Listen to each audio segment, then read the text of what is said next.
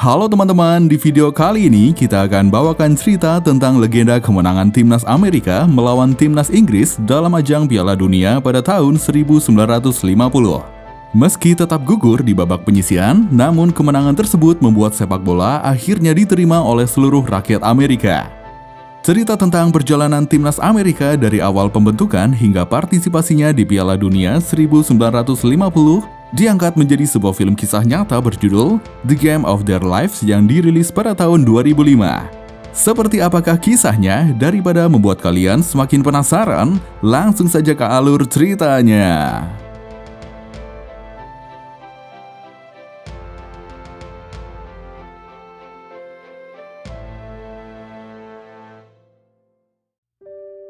Film dimulai dari sebuah pertandingan sepak bola All-Star di Amerika pada tahun 2004.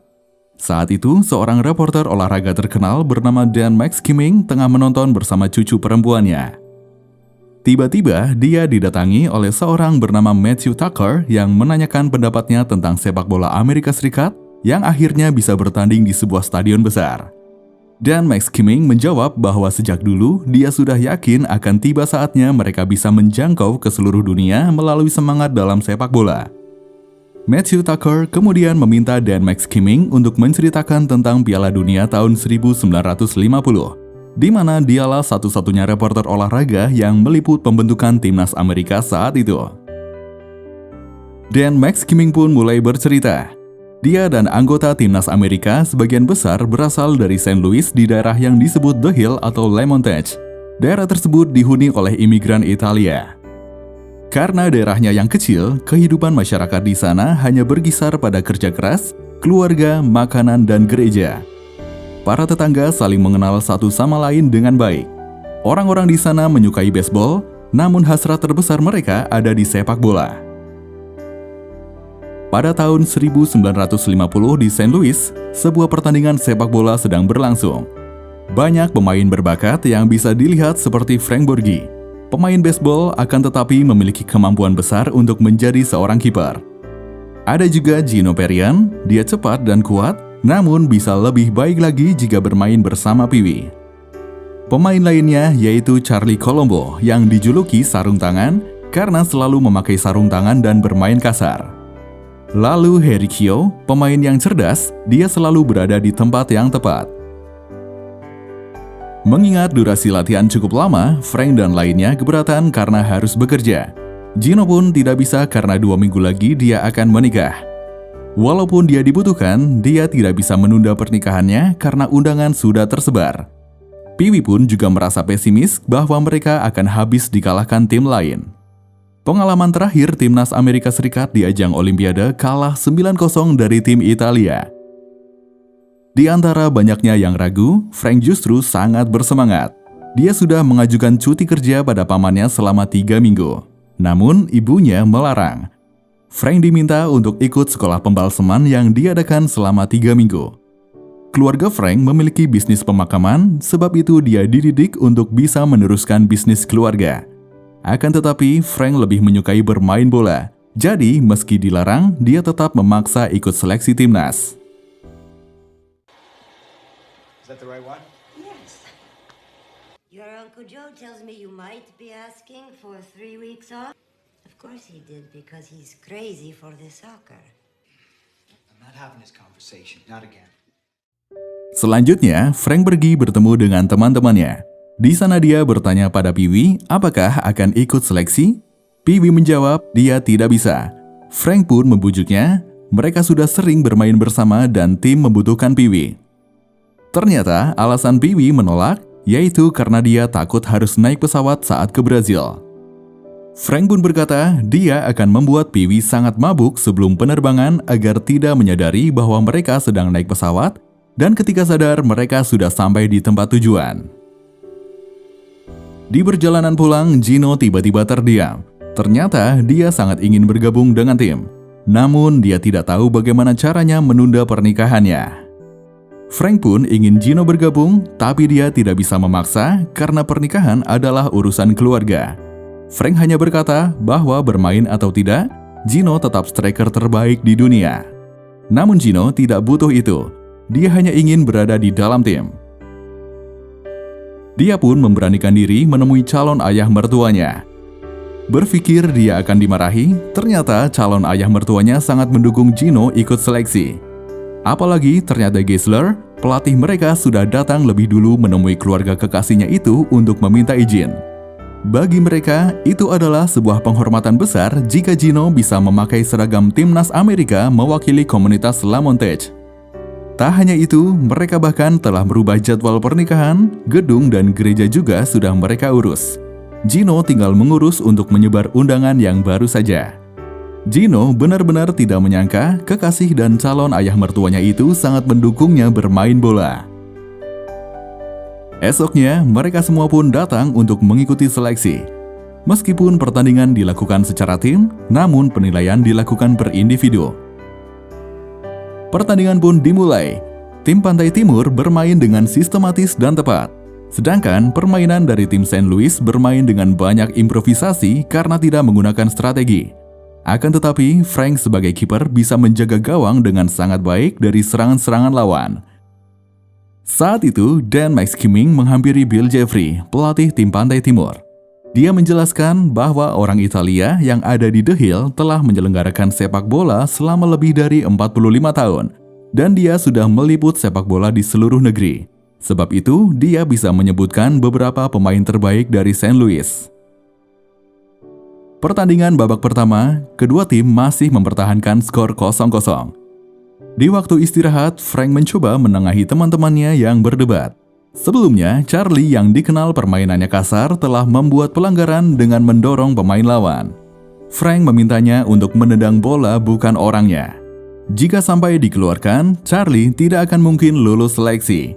Frank juga meminta Pee Wee dan Gino menunjukkan kemampuan mereka yang sebenarnya. Di babak selanjutnya, Pee Wee pun mulai melakukan serangan kombinasi dengan Gino. Kombinasi serangan mereka berhasil memecah kebuntuan dengan memberikan skor untuk tim mereka. Akan tetapi, Charlie lagi-lagi membuat pelanggaran. Dia hampir saja dikeluarkan oleh wasit.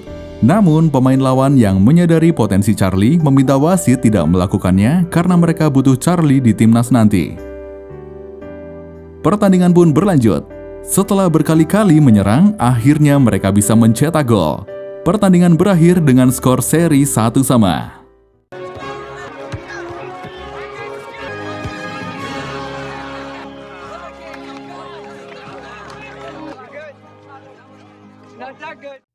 Singkat cerita, pernikahan Gino akhirnya dilangsungkan.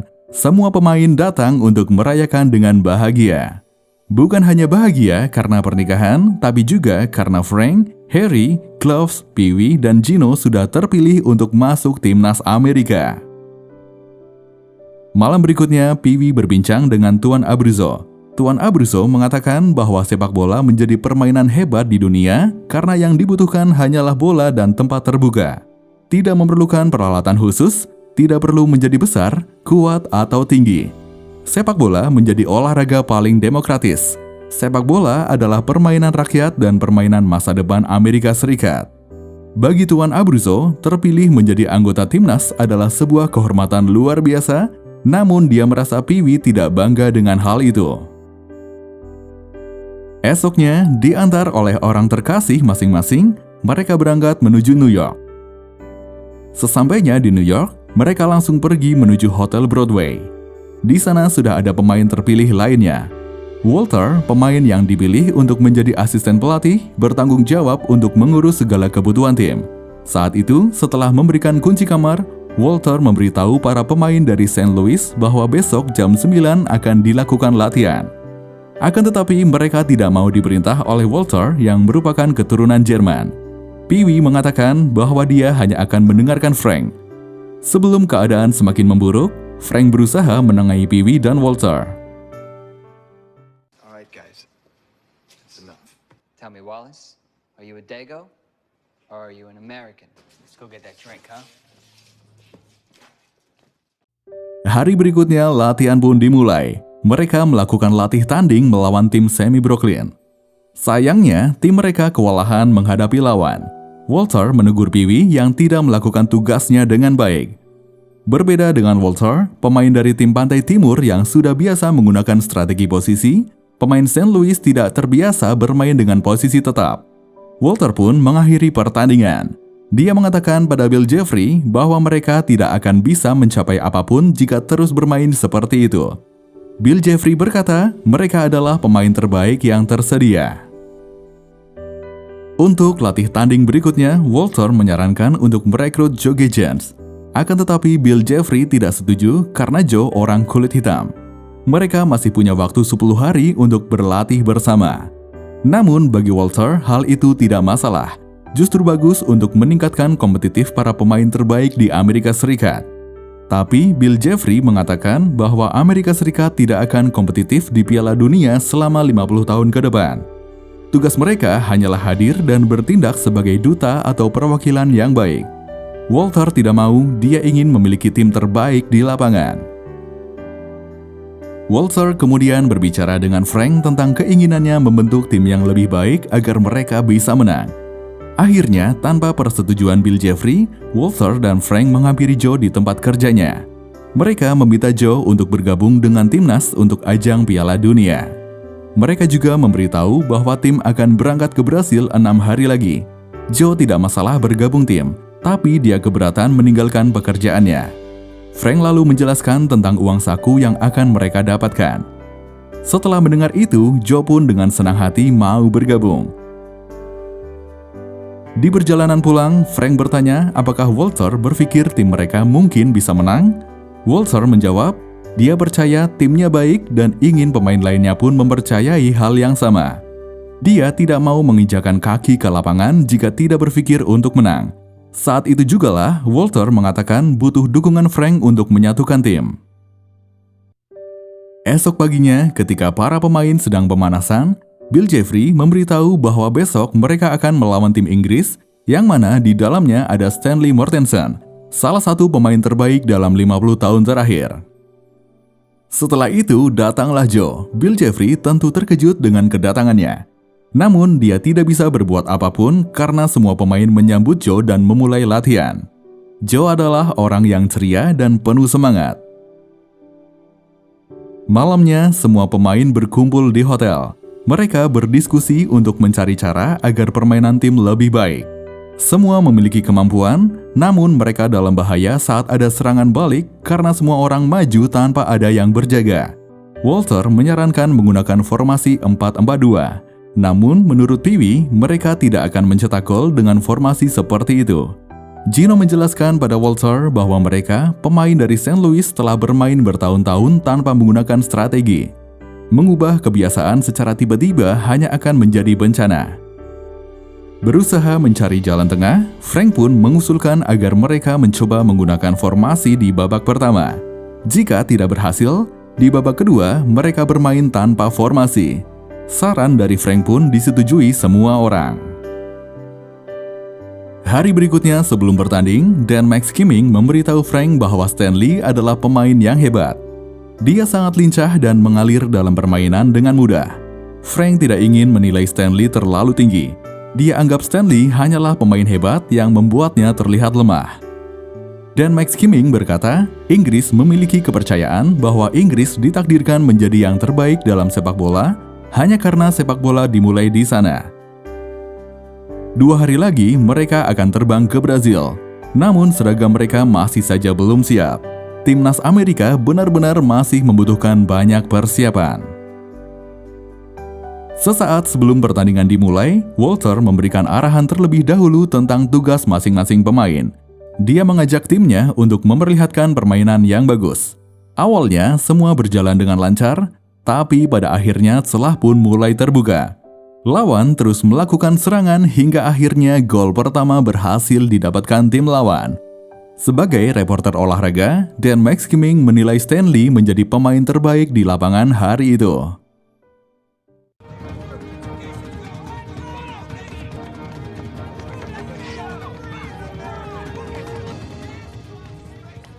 The English, oh, they easily expose.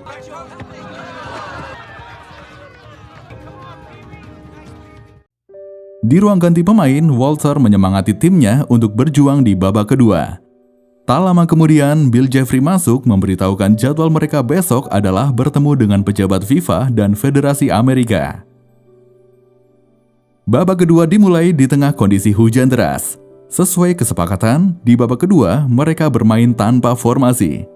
Sayangnya, usaha untuk mencegah lawan mencetak gol masih gagal. Mereka banyak melakukan kesalahan di segala aspek permainan.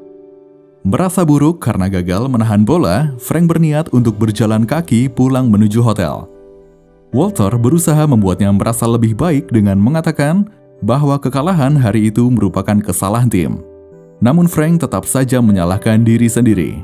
Tim yang mereka lawan bukanlah pemain yang lolos untuk masuk timnas Inggris. Tapi mereka kalah, sebab itulah dia merasa sangat buruk. Walter dan pemain lainnya pun satu persatu turun dan berjalan kaki bersama menuju hotel. Hari berikutnya datanglah mereka semua ke pertemuan FIFA dan Federasi Amerika. Setelah Bill Jeffrey memberikan sambutan, giliran Stanley yang diberi kesempatan untuk memberi sambutan. Pemain timnas Amerika merasa tersinggung dengan Stanley yang mengatakan selamat menikmati liburan di Brazil. Padahal timnas Amerika bertekad untuk bisa menang. Namun Stanley menganggap mereka hanya pergi untuk liburan. Selanjutnya, ketika mereka bersiap akan terbang ke Brazil, Pee Wee ditemukan sedang bersembunyi di atap. Pee Wee masih merasa takut untuk naik pesawat. Frank pun memberikan minuman agar Pee Wee mabuk. Di dalam pesawat, ketika yang lain merasa panik karena turbulensi, Pee Wee yang mabuk hanya tertawa. Singkat cerita, sampailah mereka di Rio de Janeiro, Brazil. Rakyat Brasil begitu antusias menyambut Piala Dunia. Malamnya, Bill Jeffrey dan Gessler datang menghampiri para pemain. Para pemain saat itu protes karena diberikan hotel seadanya dan bahkan seragam mereka belum jadi juga. Bill Jeffrey menjawab, yang terpenting adalah permainan pemainnya, bukan kemegahan pakaiannya. Pertandingan pertama mereka melawan Inggris akan diadakan di kota Belo Horizonte yang jaraknya 500 km dari tempat mereka yang sekarang. Mereka akan berangkat ke sana menggunakan pesawat dan dibantu pasukan Amerika Utara yang akan bertugas. Pee Wee tentu kaget mendengarnya, karena artinya dia harus naik pesawat lagi. Malam itu mereka semua pun menikmati waktu bersenang-senang bersama. Melihat banyak orang berdansa, Joe berkata bahwa sepak bola memiliki banyak kesamaan dengan menari. Di lapangan, para pemain seakan sedang berdansa bersama, bergerak mengikuti ritme permainan. Lalu mereka dibuat terkejut melihat Joe bisa mengajak seorang wanita kulit putih untuk berdansa.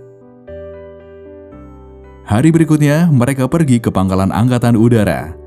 Komandan di pangkalan tersebut memberitahu bahwa hari itu bertepatan dengan akan berangkatnya pasukan tentara Amerika ke Pasifik untuk perang melawan Korea. Komandan harap timnas Amerika bisa mewakili negara dengan bangga dan menunjukkan semangat perjuangan. Menang atau kalah, semua akan bangga pada usaha mereka. Sebelum berangkat, atas perintah Federasi Amerika dan pelatih Bill Jeffrey, komandan pangkalan membagikan jersey seragam timnas Amerika.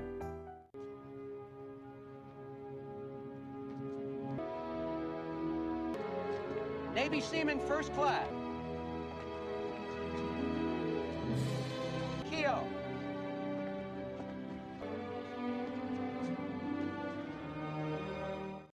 Setelah semua pemain mendapatkan jersey, mereka pun berangkat ke Belo Horizonte. Pertandingan pertama, mereka akan melawan tim Inggris, yang tentunya ada Stanley. Seperti biasa, Walter memberikan arahan kepada timnya dan menjelaskan bagaimana lawan yang mereka hadapi.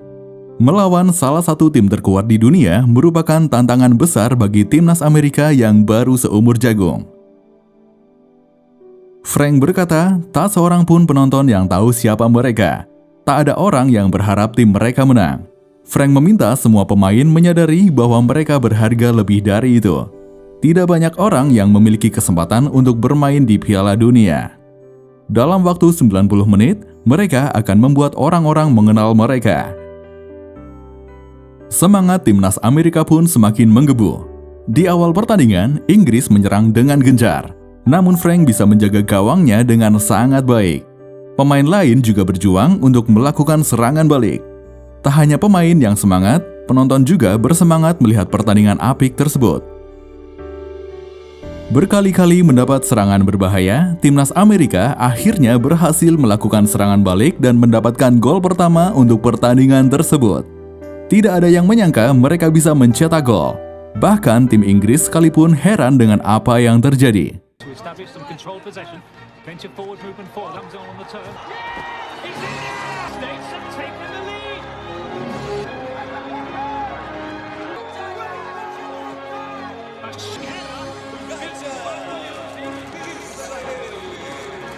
What went wrong? The American... Setelah itu, serangan dari Inggris pun semakin gencar. Beruntung, Frank bisa menghalau semua bola yang datang ke gawangnya. Selesailah babak pertama. Di ruang ganti, Bill Jeffrey mengatakan kalau pelatih Inggris sedang marah dan dipastikan di babak kedua Inggris akan menyerang lebih ganas. Bill Jeffrey memberitahu akhir pertandingan akan ditentukan dua hal, karakter dan ketahanan. Babak kedua pun dimulai. Kedua tim bermain dengan keyakinan bahwa mereka bisa menang. Inggris mungkin menyadari bahwa kalah dari Amerika bukanlah hal yang pernah mereka bayangkan, bahkan mungkin tak pernah terfikirkan. Tim Amerika berjuang sangat keras untuk mempertahankan kedudukan. Tak terhitung berapa kali Frank menangkap bola. Serangan Inggris memaksa Frank bekerja ekstra menjaga gawang. Di detik-detik terakhir pun, Inggris tak menyerah menembak gawang. Namun, Frank berhasil melakukan penyelamatan. Pertandingan pun berakhir dengan skor 1-0 untuk Amerika. Semua pemain sangat bahagia, kemenangan mereka bagai kejutan yang tidak pernah orang duga. Meskipun pada akhirnya Amerika harus gugur karena dalam dua pertandingan berikutnya mereka kalah dari Chili dan Spanyol. Akan tetapi kemenangan melawan Inggris membuat rakyat Amerika mulai berpikir bahwa Amerika mampu bersaing dalam kompetisi olahraga paling populer di dunia, yaitu sepak bola. Dan Max Kimming menyaksikan semua perjalanan timnas Amerika.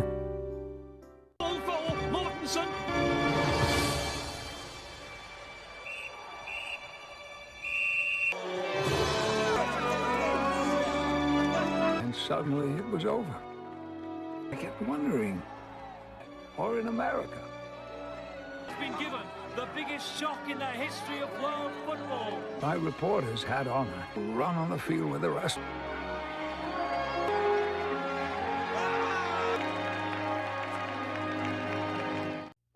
Maju ke tahun 2004, dalam acara MLS Games, mereka menghadirkan para pemain timnas Amerika yang berjuang di Piala Dunia 1950.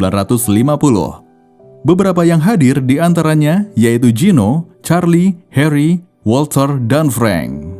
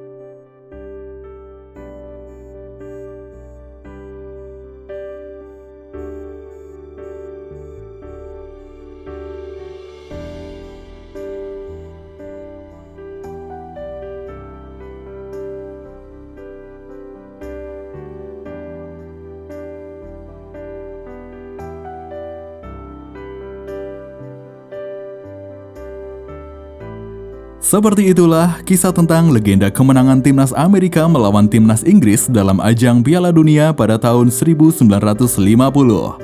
Terima kasih dan sampai jumpa di alur cerita selanjutnya.